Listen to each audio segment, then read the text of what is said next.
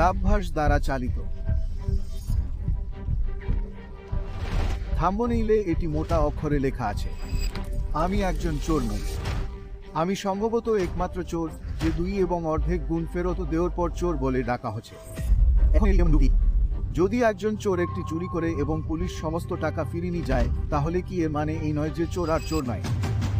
এভাবে প্রতিটি অর্থনৈতিক অপরাধী তার সম্পত্তি ফেরত নেওয়ার পর বলতে পারে যে আমার পাপগুলো মাফ হয়ে গেছে।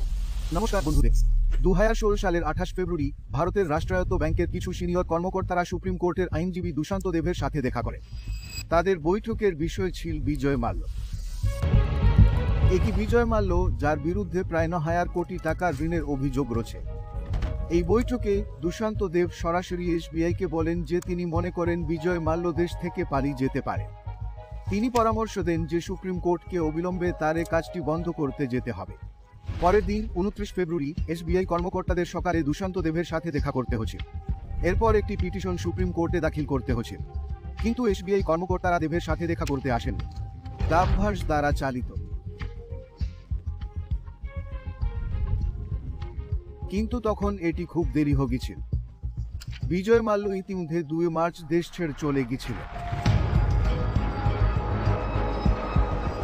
এই ঘটনার 9 বছর পর বিজয় মাল্য এখন ইউটিউবার রাজ সামানির সাথে একটি পডকাস্ট করেন। এতে তিনি বলেন যে তিনি দেশ থেকে পালিয়ে যাননি। বাস্তবিক তিনি অর্থমন্ত্রী অরুণ জেটলিকে জেনেভায় গিয়েছিলেন। তিনি বিমানবন্দরে যাওয়ার আগে অর্থমন্ত্রী অরুণ জেটলিকে জানান, এবং তারপর আমি উড়ে গেলাম।